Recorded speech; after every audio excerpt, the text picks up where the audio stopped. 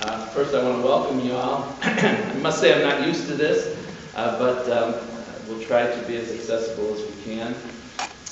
I'll just make a brief opening statement. In 2006, the people of Ohio elected a new governor, Governor Strickland, to turn Ohio around. And I believe there's been quite a bit of progress over the last 2 years. But it's difficult for a governor to do it himself, and needs cooperation from both the House and the Senate, and we're looking forward to working closely with the governor and Senator Harris and Bill Batchelder, folks from both sides of the aisle, to move Ohio forward in the next 2 years, and we're pleased to take any questions from you. What specifics can you give us around? You talk generally, but specifically, what are you doing? I would start by saying that my top priority is economic development and jobs. We have a very difficult time in the state right now. The entire country is suffering, as everybody in this room knows, but Ohio's been particularly hard hit. We need to do everything we can to make Ohio more job-friendly, business-friendly, and create ways for businesses to thrive in this state.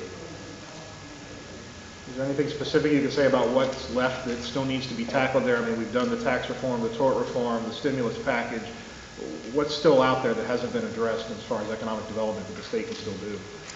Well, on this question and others, I will first say that we were elected last night, so it's still a little bit early, and we're just starting to develop our specific agenda for the coming 2 years. Having said that, I do believe that there's a number of targeted tax credits, incentives, and other things that we can be doing. Other states are very active in job creation, and there's a lot that we can learn and use that's been successful in other states. Workforce development is another critical part of economic development, and education is also a very critical part of economic development. Well, when you have a strong educational system, when you have a strong public educational system, that helps quite a bit along with your economic development initiatives. CLC is pushing on a number of these areas. And, in addition to that, Governor Strickland and Lieutenant Governor Fisher have recently come out with a strategic plan for the Department of Development, and there's a number of initiatives in there that I think will help move our state forward. What do you think the main difference or differences will be with your party leading the chamber versus the Republicans?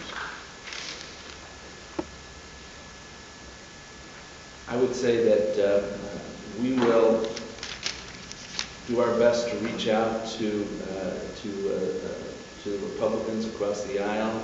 I believe that Minority Leader Bill Batchelder wants to do the same. Bill and I have a friendship that goes back some time, and I think that will be a plus for us working together.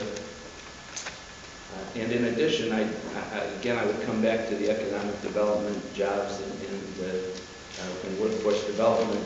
We will have that as a primary emphasis in the coming legislature.